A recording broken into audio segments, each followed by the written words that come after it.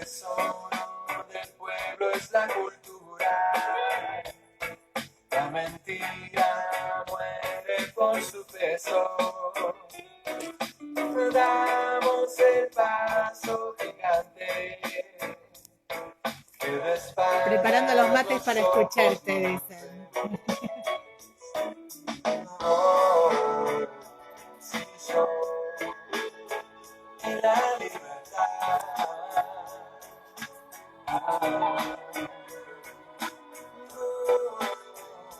Si yo y la libertad. En el fuego del presente caminamos. Cuando todo ese deseo está delante, más vale estar de pie. Cinco. Son ojos grandes. No sé son ojos grandes.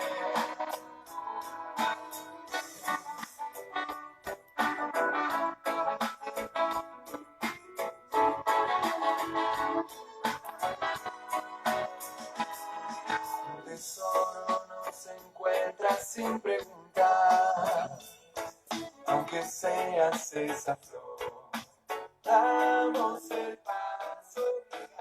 Me parece que esta canción nos va a quedar siempre como cortina, porque la verdad que, eh, digamos la verdad, esta semana pasada en que hablamos sobre la Declaración de la Independencia, el Congreso de Tucumán, nos dio muchas alegrías, muchas emociones, realmente. La letra tiene mucho que ver con lo que pasa en nuestro país, con lo que pasó en nuestro país, con lo que nos pasa a cada uno de nosotros en nuestra vida cotidiana. Eso de que es necesario siempre dar un paso gigante, un paso importante en una situación en que podemos llegar a estar un poco complicados, difíciles que no faltan en nuestras vidas y en la historia. Eh, y bueno, hoy nos va a tocar un tema en el cual está vinculada a la actualidad, porque lo promocionamos, si se quiere decir de alguna manera, como quizás la primera grieta de nuestro país. Aquí vamos a llamarla Argentina, ¿sí? Las grietas o las diferencias ideológicas o políticas eh, son de siempre, no son de hoy, del siglo XXI. Y digo, cuando me puse a pensar en eso, en esa primera grieta, digo, bueno, pero ¿es tan así? Eh, ¿Cómo es la cosa? ¿No? En realidad, lo que tenemos que hablar es de diferentes posturas, diferentes posiciones frente a diversas circunstancias en que cada uno toma el camino o decide pugnar por su idea, por su postura, y es muy difícil llegar al acuerdo con el que está del otro lado. Y en ese punto me quedé con él, es difícil, pero no es imposible. Eh, y pensando un poquito más, y a lo mejor divagando, decíamos, bueno, eh, ¿de qué manera se unen las dos partes que están a través de un lado o del otro de una grieta? Y muchas veces a través de puentes. Creo que es la única posibilidad de unirlo. Es decir, quizás uno puede rellenar, acercar partes. De última puede juntar, va a haber una cicatriz siempre.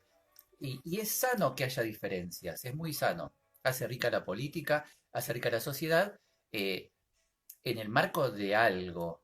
Tiene que haber un contexto, ¿sí? Ciertas cosas en las cuales podamos mantener un acuerdo, ¿sí? Y ese sería ese puente, ese lazo que hay entre distintas posturas.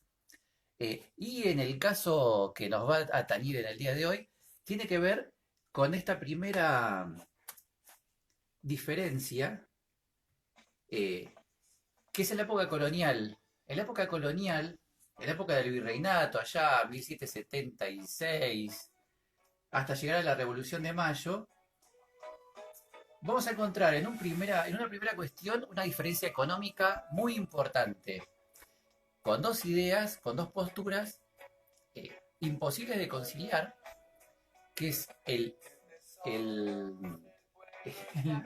el monopolio comercial o el libre cambio. Por eso anotamos aquí en unas primeras placas monopolistas versus librecambistas, diferencias económicas durante la época colonial. ¿Esto a qué se refería?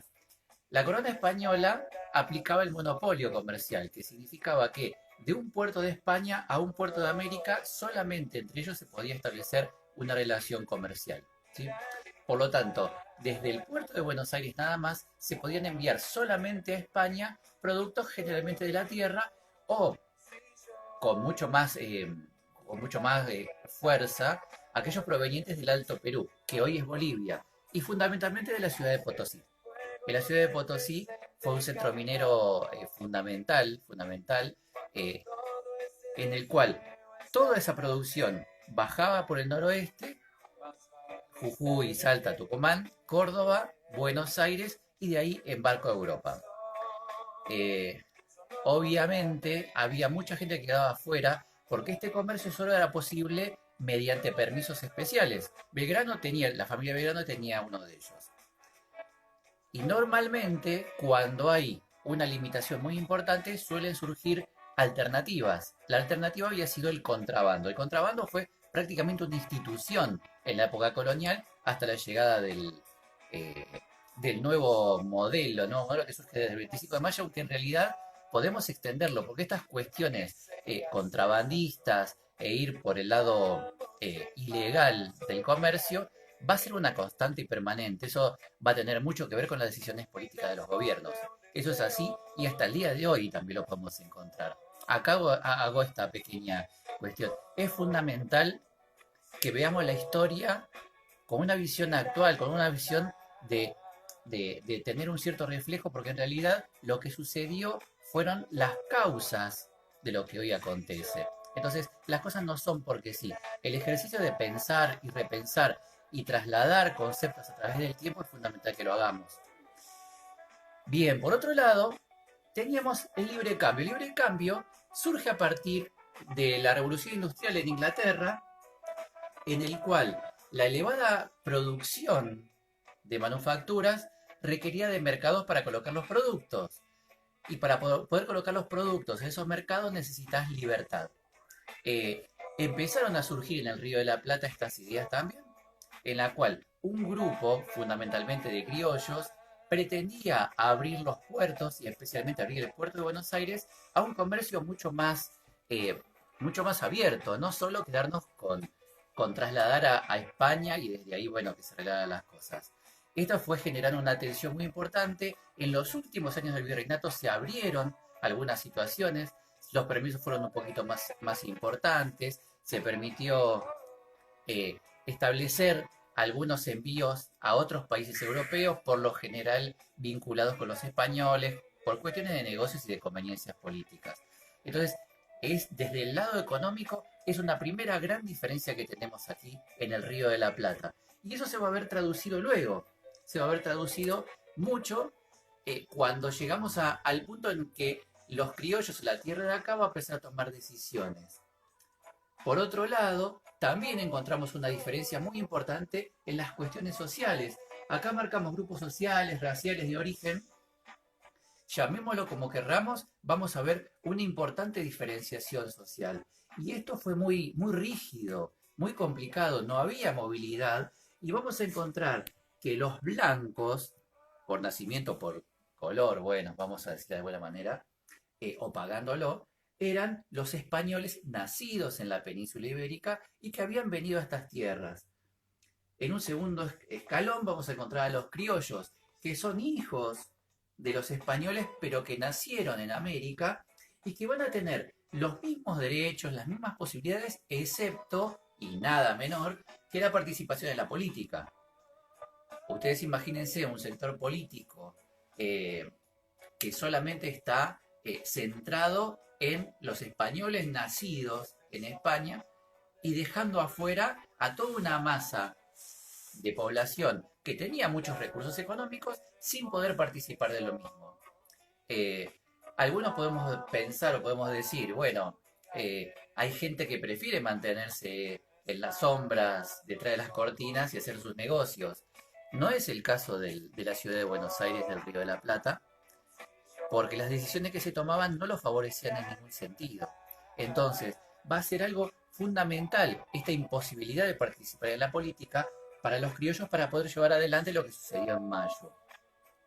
Después tenemos a los mestizos. Los mestizos es la mezcla de razas en la cual teníamos padre o madre blanco, madre o padre originaria o negro. Tenemos una gran variedad de acuerdo a la combinación que fuera. Los pueblos originarios. Es difícil en este momento, y esto va a ser un debate también para dentro de poco, qué significa la palabra originario, nativo, aborigen o indio. Eso lo vamos a charlar un poquito más adelante, y tratar de debatirlo porque es un tema bastante complicado, ¿sí? Lo que sí podemos saber que eran los primeros dueños de estas tierras. Y por otro lado, por último, tenemos a los negros esclavos, que en la ciudad de Buenos Aires eran muy pocos, no tenían ninguna influencia más que ser empleados domésticos. Vimos avanzado el siglo XX esa necesidad de la alta alcurnia de Buenos Aires, generalmente siempre de Buenos Aires, de tener a aquellos sirvientes negros que les traen las bandejas, lo habrán visto en alguna película que otra. Y que, bueno, es un sector muy pequeño pero existente. Y esto va a ser muy importante en los primeros tiempos de la revolución en cuanto a el tema que nos atañe hoy, que son los morenistas y los saavedristas, en cuanto a la libertad de vientre, que se va a dar en 1813, pero lo vamos a decir dentro de un ratito. Hay una cuestión, tengan en cuenta, la ciudad de Buenos Aires tenía unos 40.000 habitantes nada más hacia 1810. El 5% eran blancos, el resto era la población que continuaba.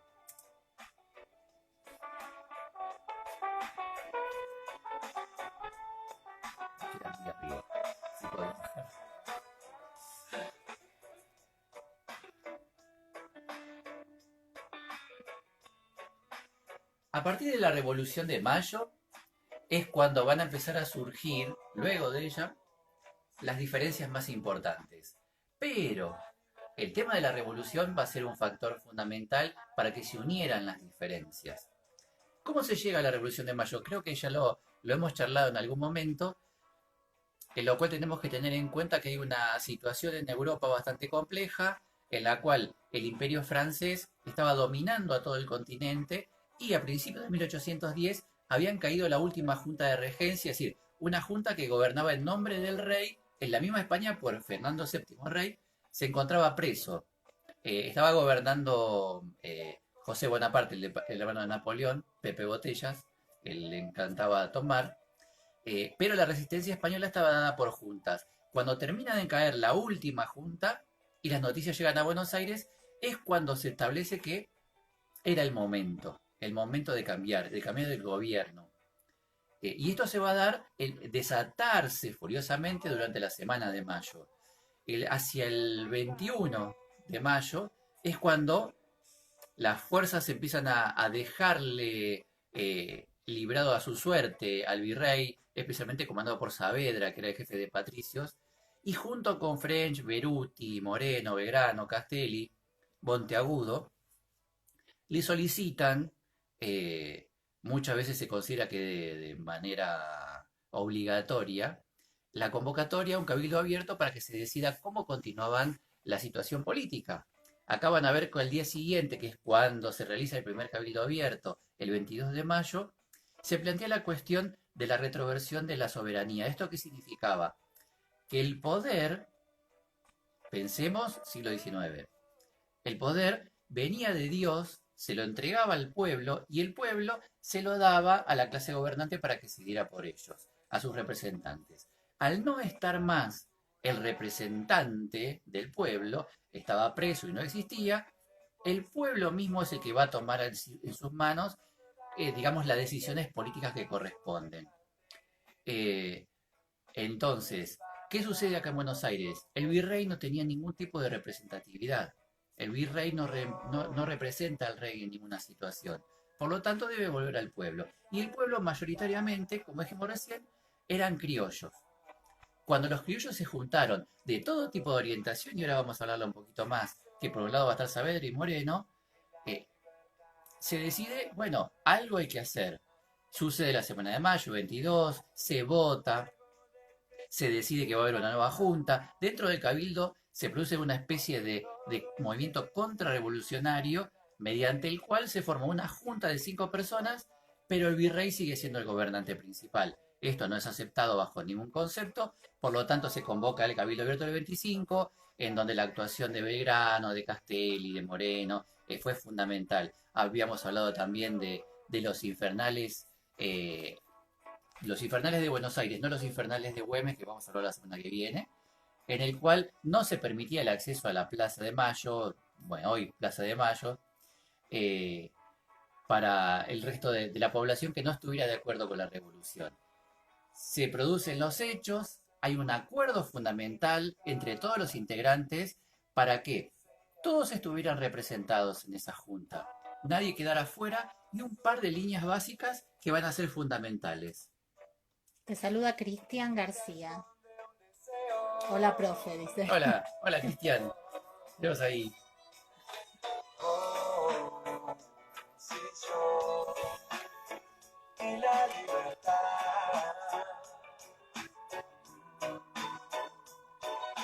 Oh, si yo y la libertad. Hay momentos que son fundamentales, como los sucesos de mayo, que requieren para tener éxito de acuerdos. Trasladémoslo al día de hoy y hay algunos acuerdos que en algunos momentos se dan entre las diferentes ideas. En este momento, y vamos a remitirnos a mayo, habíamos hablado que estábamos de acuerdo en reemplazar al virrey por un gobierno local.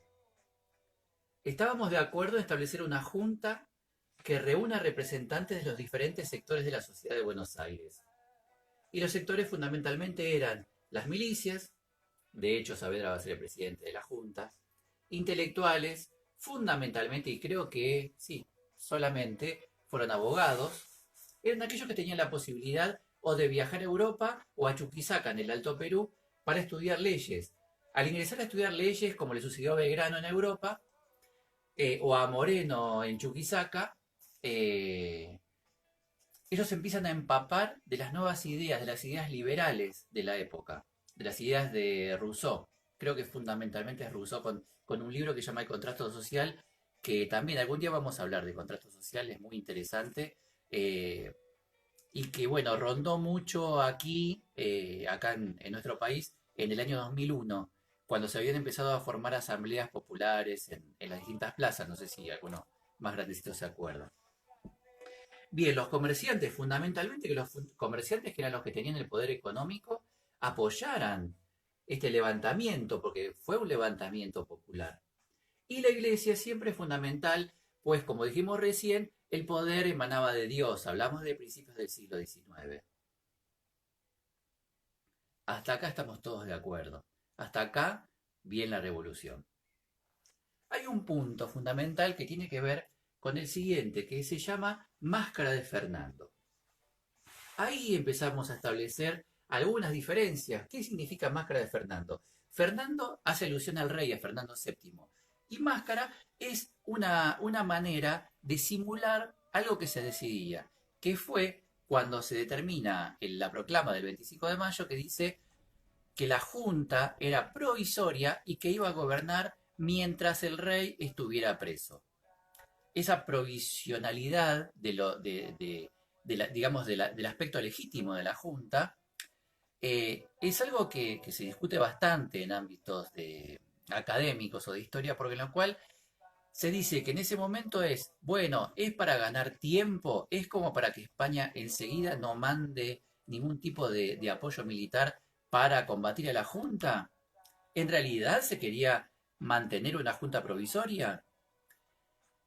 Uno puede sospechar que acá tenemos la diferencia entre Moreno y, digamos, el grupo de liberales de Buenos Aires, junto con Belgrano, en el cual pretendían romper relaciones inmediatamente, pero esto era una manera también de conceder algo a todo un proceso y acordar con el otro sector que simplemente pretendía, bueno, vamos a empezar a decidir las cosas nosotros, cambiemos el modelo, pero solamente con nombres y que seamos los criollos los que gobernemos en este virreinato.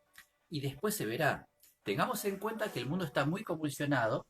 El único lugar donde funciona una república democrática es Estados Unidos, que hacía traen 40 años antes, menos, había empezado a desarrollarse, pero el resto de Europa estaba totalmente convulsionado con las guerras napoleónicas, y después, cuando termina las guerras napoleónicas, que vuelve todo el modelo absolutista, si los reyes vuelven a tener el poder, el control total de la situación, eh, es lo que prima y no hay democracia, no hay otros modelos republicanos más allá del intento de la Revolución Francesa. Entonces, hay un acuerdo en decir, bueno, mientras tanto vamos a poner esto de la máscara de Fernando como para empezar a caminar y vamos viendo en el momento que sigue. Y por último también citamos la cuestión de la convocatoria al resto de las regiones a incorporarse a la Junta y adherir a la revolución. Y acá es donde van a empezar a surgir muchos problemas, muchos inconvenientes. ¿Por qué? Porque la revolución se produjo en Buenos Aires nada más. El resto del territorio no participó. Tampoco podemos hablar de provincias. Eran regiones o poblados importantes. Teníamos algunos cabildos representativos, pero todo el tema provincial todavía no estaba establecido en el virreinato. Entonces, eh, era necesario enviar esta proclama a los diferentes cabildos de las diferentes regiones con cierta representatividad para que adhirieran. Y no todo el territorio va a adherir a la revolución. No va a adherir el Paraguay, ahí se va a enviar a Belgrano, vamos a ver en qué contexto. La banda oriental tampoco va a adherir, va a seguir, digamos, bajo el gobierno posible de la vuelta al rey. El Alto Perú tampoco. El Alto Perú estamos hablando básicamente de Potosí. Potosí es el lugar donde nació Saavedra. Hay algunos que esos que son patrioteros, porque no son patriotas, eh, decían que no les gustaba la idea que, digamos, el primer presidente gobernante de la Argentina fue boliviano. Por favor, es absolutamente ridículo y lo digo así, ¿sí? Basta, no hay mucho más para decir, pero lo escuché. Lo digo porque lo escuché, lo vi y lo leí. Y me parece una incoherencia total y una falta de sentido absoluto. Eh, y por otro lado está Córdoba. La provincia de Córdoba, actual provincia de Córdoba, tampoco estaba de acuerdo con la revolución sí, del río acá del Río de la Plata. Y básicamente, a través de Liniers, que había sido un héroe de las invasiones inglesas para rechazar a los invasores, él estaba totalmente convencido de que la revolución no podía desarrollarse, no podía llevarse adelante. Esto fue un punto fundamental como para que desde Buenos Aires se enviaran misiones al interior, a los distintos lugares. Misiones que se llamaron ejércitos auxiliadores, como para que se reconociera a la Junta de Buenos Aires. Pausa por un mate. El tesoro del pueblo es la cultura. La mentira muere por su peso. No damos el paso gigante. Que no estarba los ojos nos ven.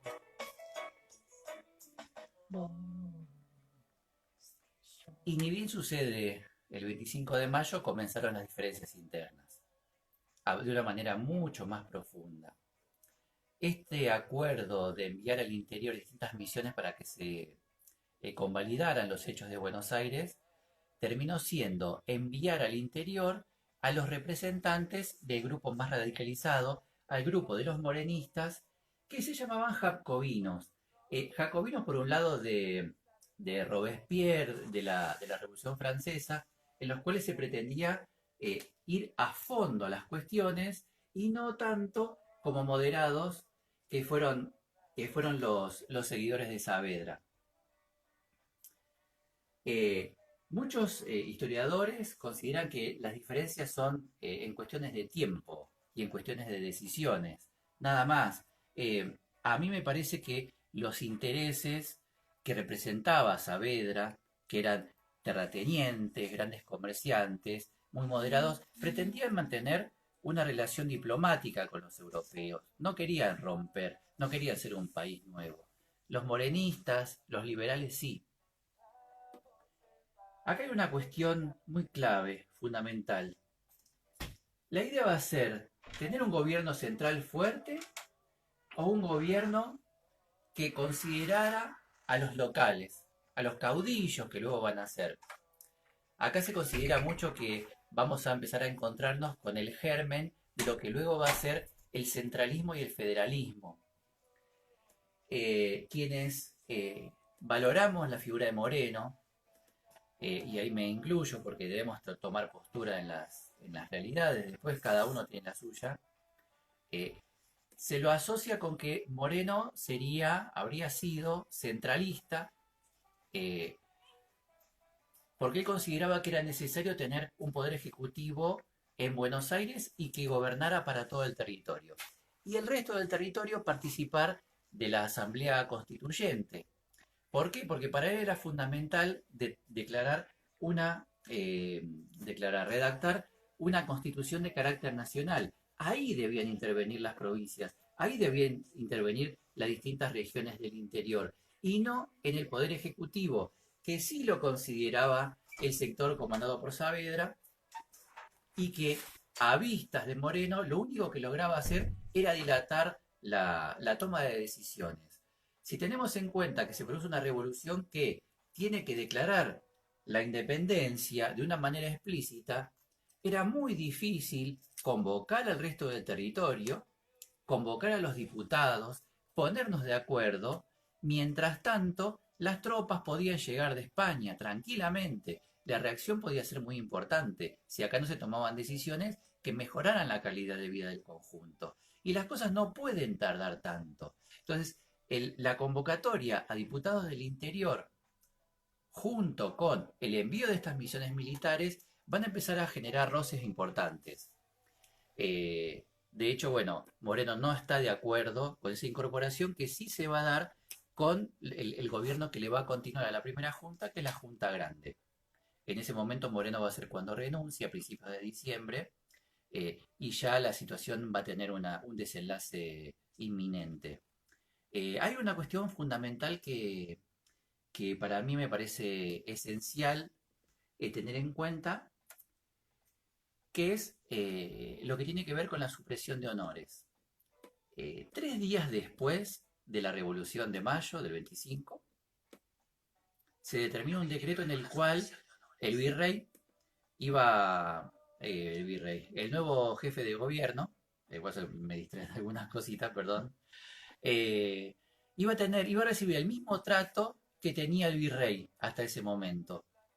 Moreno en sus escritos dice, bueno, fue un sacrificio patriótico de decidir que, bueno, mientras tanto, recién la situación está comenzando, vamos a permitir que se mantengan los honores al presidente de la Junta y a todos los miembros también que la constituían. Sabemos claramente que los ideales franceses hablaban de igualdad, y la igualdad no permite diferencias, no permite privilegios. Esta fue una primera cuestión que se termina unos meses después, creo que fue el 5 de diciembre, puntualmente, igual lo podemos buscar, en cuanto se produce en el regimiento de patricios una fiesta. Se había dado una victoria del ejército del norte, la batalla de Suipacha, una de las primeras batallas, y en la cual, primero, Moreno no es invitado. Segundo, hay autores que hablan de que Moreno quiso participar de esa fiesta y no le permitieron la entrada. Claramente ahí estaba todo el núcleo duro del saavedrismo. Bueno, no sabemos muy bien qué sucedió con ese episodio. Lo que sí quedó en claro es que alguien dice que se saludaba al nuevo rey y emperador, el primer emperador de América. Y dicen que, bueno, en la torta había como una especie de corona de azúcar y que se la entregaron a la esposa de Saavedra, como si iba a ser la próxima reina inminente.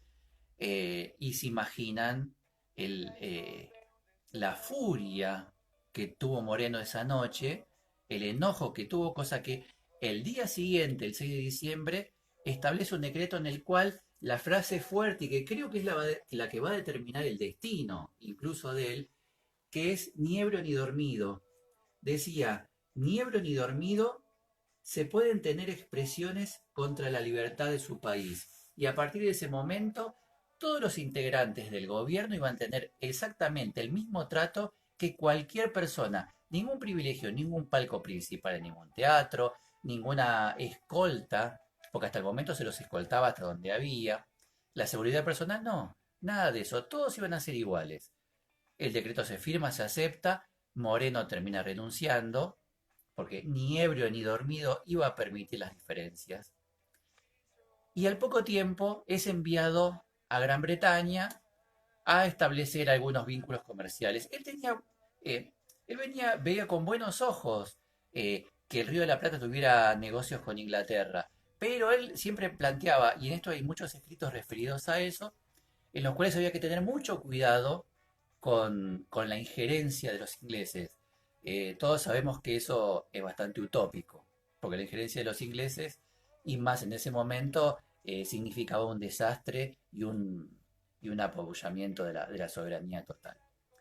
Moreno se embarca, llega a Río de Janeiro y allí empieza a tener náuseas, problemas con el movimiento del barco, se le da una medicación y en un momento cuando él ya no podía más, según hay unos relatos, porque no está demasiado claro qué sucedió, pero lo que se supone que ocurrió fue que se le suministró en lugar de 10 gotas, 50 gotas de un medicamento que lo termina matando. Ahí se termina esta diferencia primera que teníamos acá en el Río de la Plata entre Moreno y Saavedra. Teníamos a Belgrano entretenido, entre comillas, en distintas campañas militares. Castelli enviado al norte también. Es decir, en un principio se establece la Junta Grande de Gobierno, todas aquellas cosas que el saavedrismo tenía como metas.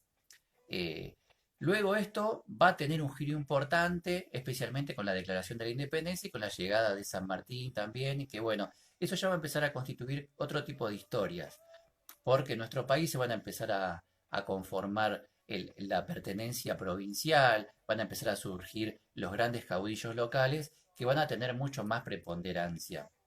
Y que bueno, eso va a quedar para próximos encuentros. Eh, Les reitero, estas situaciones de diferencias políticas se van a dar permanentemente en la historia de nuestro país. La clave que va a continuar a esto va a ser entre centralistas y federalistas, y ahí va a ser muy importante la presencia de algunos caudillos. Entre ellos va a ser Rosas, o de Güemes en la región del norte, en Salta. Hablando de Güemes, el sábado próximo la charla va a ser sobre Martín Miguel de Güemes, que es un tema fundamental que no lo pudimos hablar al principio porque estuvo muy encimado con el 20 de junio, ¿sí? Pero bueno, es muy importante empezar a rescatar la historia de Güemes y todo lo que circundó a su vida, que es fundamental para conocerlo, para revalorizar y para poder entender también qué sucedía en el resto del territorio del país. Muchas veces aquí desde Buenos Aires tenemos una visión totalmente porteña de las situaciones y la ignorancia y que no conocemos lo que sucedió en otras regiones. Eh, Gracias por estar ahí, gracias por haber llegado hasta acá. Ojalá haya sido claro. Esta semana fue muy importante, fue muy movilizadora. Ojalá que para ustedes también. Y bueno, nos vemos dentro de poco, el sábado que viene, con el historial siguiente sobre Güemes. Y si quieren aprender guitarra, el miércoles a la tarde. Pero bueno, eso ya se van a enterar. Chao.